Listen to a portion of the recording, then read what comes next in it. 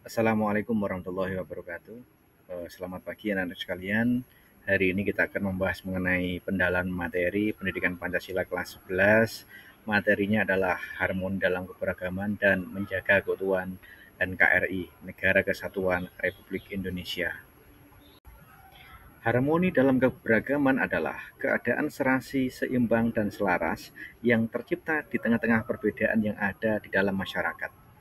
Keberagaman di Indonesia mencakup berbagai aspek seperti suku, bangsa, agama, ras, budaya, bahasa, adat istiadat, serta pandangan hidup. Dalam konteks kehidupan berbangsa dan bernegara, harmoni dalam keberagaman berarti terciptanya kehidupan yang rukun, damai, dan saling menghargai di antara warga negara yang memiliki latar belakang yang berbeda. Manfaat harmoni dalam keberagaman. Yang pertama, memperkuat persatuan dan solidaritas. Yang kedua, meningkatkan pemahaman dan penghormatan terhadap perbedaan. Yang ketiga, meningkatkan toleransi. Yang keempat, meningkatkan kerjasama dan kolaborasi. Yang kelima, meningkatkan keamanan dan kesejahteraan. Identifikasi potensi konflik dalam masyarakat yang beragam. Satu, pentingnya mengidentifikasi konflik dalam masyarakat. Yang pertama, sebagai upaya pencegahan konflik. Yang kedua, perencanaan pengelolaan hubungan dan komunikasi antar kelompok yang berbeda. Yang ketiga, sebagai upaya mitigasi konflik. Yang keempat adalah mempersiapkan diri untuk berbaur dengan kelompok masyarakat yang beragam. Faktor penyebab konflik dalam masyarakat. Yang pertama adalah perbedaan tingkat pendidikan. Yang kedua, ketimpangan sosial dan ekonomi. Yang ketiga, perbedaan pandangan politik. Yang keempat, perbedaan budaya etik suku. Dan yang kelima adalah ketidakadilan. Metode efektif penyelesaian konflik. Yang pertama adalah melalui mediasi, yaitu proses penyelesaian konflik dengan mempertemukan pihak yang terlibat dalam konflik dengan mediator atau pihak ketiga yang netral.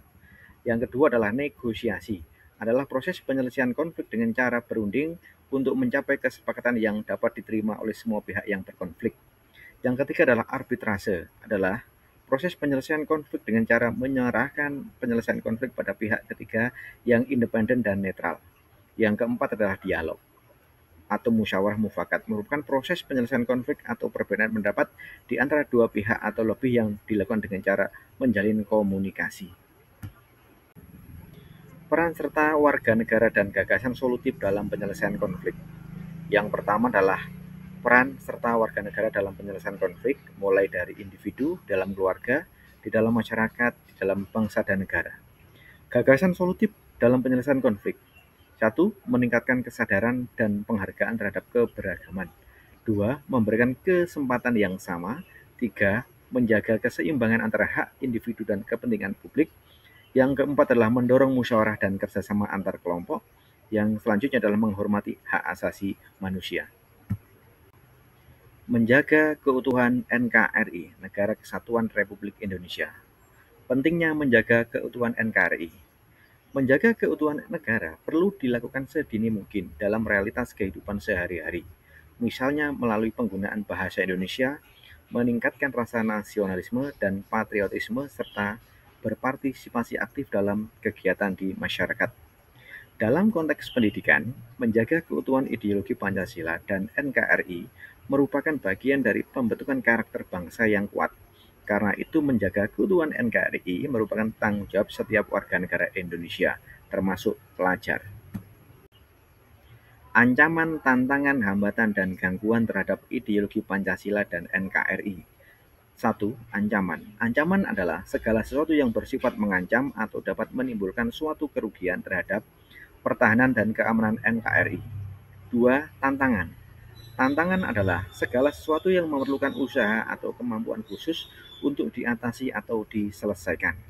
Yang ketiga adalah hambatan.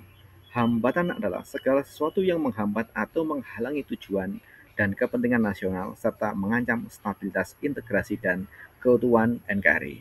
Yang keempat adalah gangguan. Peran serta warga negara dalam menjaga keutuhan ideologi Pancasila dan NKRI. Satu, menjaga keutuhan dalam keluarga. Salah satunya adalah menghormati dan menghargai antar anggota keluarga. Yang kedua adalah menjaga keutuhan dalam sekolah, salah satunya mengikuti upacara bendera. Yang ketiga, menjaga keutuhan dalam masyarakat, contohnya saling menghormati sesama anggota masyarakat. Yang keempat adalah menjaga keutuhan dalam kehidupan berbangsa dan bernegara, contohnya adalah mematuhi peraturan yang berlaku. Bentuk negara, bentuk pemerintahan, dan sistem pemerintahan. 1. Bentuk negara. Bentuk negara adalah cara suatu negara mengorganisasi dan mengatur wilayah serta rakyatnya dalam satu kesatuan pemerintahan yang berdaulat. Ada negara kesatuan ataupun negara serikat. 2. Bentuk pemerintahan adalah cara atau sistem dalam mengelola kekuasaan tertinggi di suatu negara yang menunjukkan hubungan antara lembaga negara eksekutif dengan rakyat atau lembaga legislatif. Contohnya monarki, kerajaan, ataupun republik. Sistem pemerintahan adalah sistem yang mengatur hubungan antara lembaga-lembaga negara, khususnya antar lembaga eksekutif legislatif dalam menjalankan kekuasaan negara, semisal presidensial ataupun parlementer. Sikap warga negara terhadap pelaksanaan sistem pemerintahan Republik Indonesia. 1. Mendukung setiap kebijakan pemerintah yang berorientasi pada kesejahteraan rakyat. 2. Berpartisipasi dalam penyelenggaraan proses demokrasi. 3. Memberikan kritik, saran, dan masukan terhadap kebijakan yang tidak berpihak pada rakyat. 4. Melakukan kontrol sosial terhadap kebijakan pemerintah yang berorientasi pada pembangunan nasional. Dan yang kelima adalah berupaya menjadi warga negara yang baik dan mampu menjadi agen perubahan.